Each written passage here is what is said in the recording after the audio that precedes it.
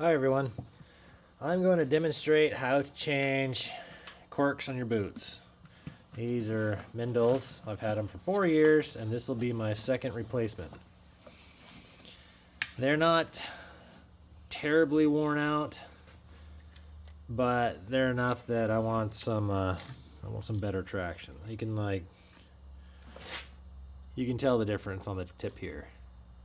It's quite a bit. In the snow and ice, when they're down to the nubs like this, it's a lot harder to maintain traction on frozen wood. And I am tired of nearly falling on my face in some instances, so I'm going to replace them. There's roughly I don't know, 28 on here. They're not all going to come out. Some of these you can see are super worn right here. Those will just spin in the socket. I can't replace those. Those are just there until the boots are gone. There's a few of them on each boot that won't come out. The easiest way to do this, use the handy dandy Milwaukee. So what I did is this is a hand tool to replace your corks. I just smashed a plastic handle off and it's got a square profile. I just loaded it in there. Ready to go. You'll get arm pump something awful doing this by hand.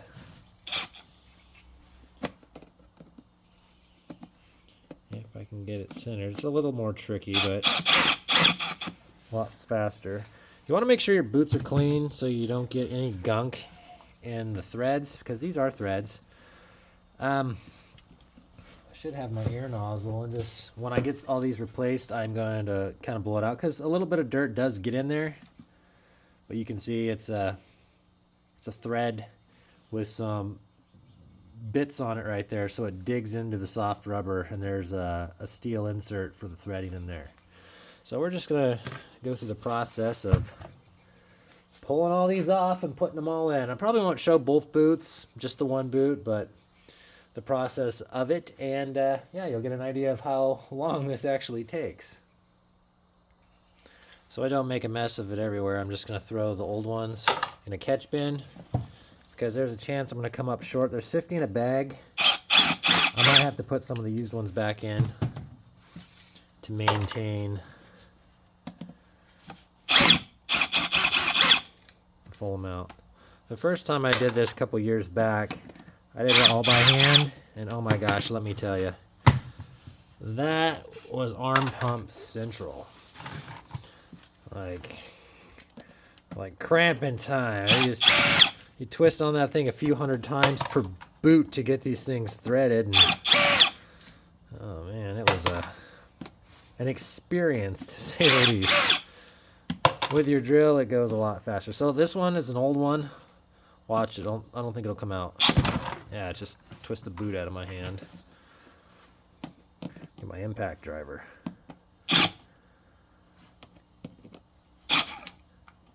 It'll probably just try to pull the whole insert out, so I'm not even going to deal with it. There's a few of them on here that are that way. It's best probably just to leave them.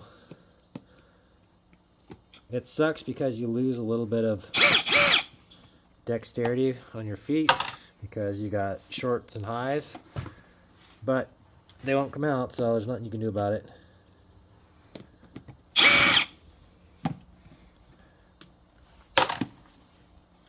Yeah, all these here are stuck in. Like the tall ones here in the middle, I'll probably just leave those. Oh, maybe the ones back here. This is the part of the boot that gets the least amount of impact on the ground. So these in here will stay taller. I'll save those till last in case I come up short. I think I need more like 60 of these replacements, and I don't have that many. There's only 50 in a bag, and they only had one bag at the shop, so. Whistle Workwear, if you guys I don't know if that's just a West Coast store or not. There's not one where I'm at, but next city over there's a shop. They used to carry corks, but they don't anymore, so you either got to hit up your local saw shop, see if they have them, or do the dirty deed and go online.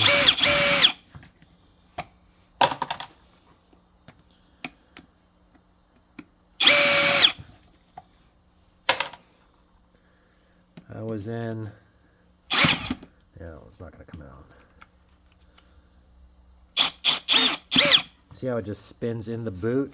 The insert's ripped out, so I'm not even going to mess with that one. I don't want to have an open hole.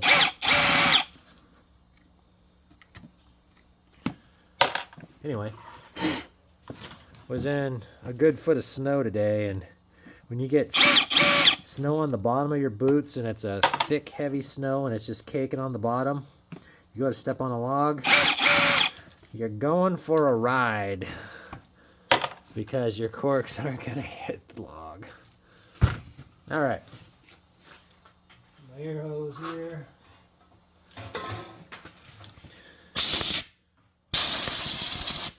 My boots are so clean because I was in the snow all day. So you want to wash your boots if they're dirty. You don't want to fill your threads up with crap.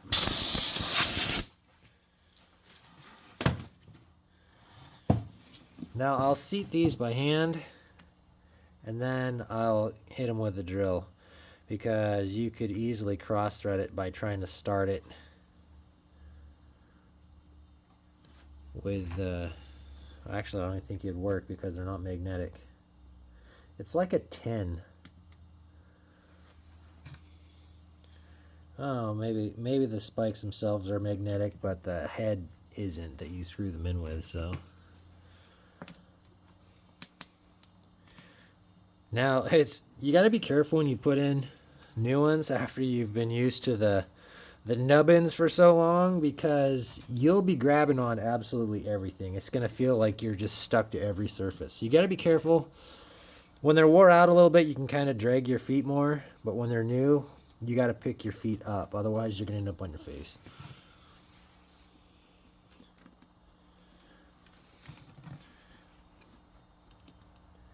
This is probably my last year on these boots. I got them in January of 2020. They've held out quite a long time. I've got a lot of miles on these. Speaking of miles, I haven't done a video on this yet, but I kind of want to, just to give people an idea of what a felon buck timber setting is like. I wear a Fitbit to see how my heart rate's doing, how many miles I've put on, how many calories I've burned, all this good stuff, right? My average day felon buck is 10.5 miles walked. Now that's, you know, starting from the truck and you go. Burn about 4,000 to 5,000 calories and 20,000 to 25,000 steps. The best day I've ever done was 13 miles. That was a long walk in, a long walk out, and there was a lot of big trees and a lot of back and forth. So you got to keep your protein in, your calories up when you're cutting timber because you're burning it. Look at those beauties. Yeah, all the short guys. I don't know, maybe I'll take a couple out of there just to get a little more in there if I got some extra. But yeah, back to the Fitbit. I mean, you're really working yourself hard. Oh, and like my high heartbeat is like 125, 130. Like if you're really like steep incline, you're pumping your way up to get to the next tree. You feel this like ocean sound in your ears, and that's the blood running. It's really a workout. So people are like, oh, what do you do to, you know, you go to the gym and stuff? I'm like, no, man. Work is my gym. It's one heck of a glute workout, let me tell you. So yeah, you want to get in shape? Go cut timber. If you're drag and brush all day with a tree service, you might be close. Like, I don't know. I thought I was in shape doing my residential stuff. Then I go cut timber and I realize that is far from the truth. Because on our hike in, we're packing 2 gallons of gas, a gallon of bar oil, 4 or 5 extra chains, 4 or 5 wedges, axe, the whole kit, man. We got a lot going out there. It's a lot of weight to pack, and then you got your stuff you're carrying around on you all day, 20-pound saw or whatever. Ooh, that one did come out good. Because that's a crucial point right there. The middle ones you can get away with not replacing, but you really want to try and get all the edge ones. I can't get that heel one out. It's a bummer. But it is what it is. All right, put her back in drive. You don't want to yank them down terribly tight, but you want to make sure they're seated.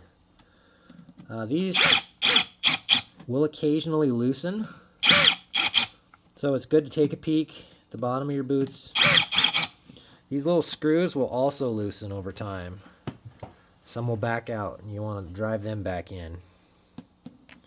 It's nothing worse than having a gear malfunction while you're out in the sticks.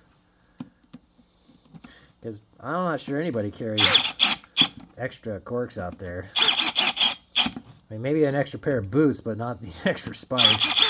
This is stuff you do at the house. Your shop. I do need to get another tool because some of these I should, hand tighten. I would say you're best to have your tool and your drill, and then another tool to hand check these when you're done. Don't Loctite these because you'll never get them out. The bits on the bottom, I'll go over this again because this is important. Come on, focus. So, well, these don't have it. My old ones did. Still, don't Loctite them. See these little nubs around the edge? Come on, focus in. Those little nubs bite into the rubber. So, if you Loctite this, you'll spin the insert out in the rubber sole and you'll never get your corks out. You're going to have to throw away your $500 pair of boots when it's time to replace your spikes. Don't Loctite. Just tighten them, check them occasionally, and call that good.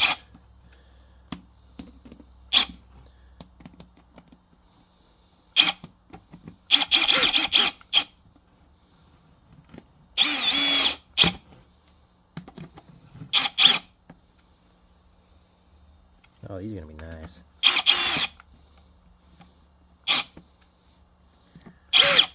I went to do this yesterday, but I thought I had a full bag of extra caulks, and I didn't.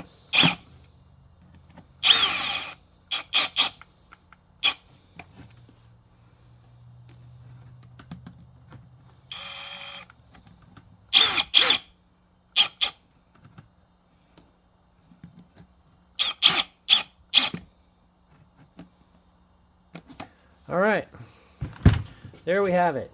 Make your life easier, use your hand drill, break a tool, put it in the bit, and here is the finished product. Nice. And here's the old one. We'll put these side by side so you get an idea. Old versus the new. Big difference. Don't let these go down to the nub because the harder you beat them up, the harder they're going to be to get out. So, yeah. And don't forget to check your little screws. Some of mine are backed out a little bit and they got bark stuck underneath them. But, I mean, look, I'm getting holes. These are old boots. Still comfy. They're my favorites. All right, people. There you have it. Hope this was educational and help you out next time you have to go through these if it's your first time. Have a good one.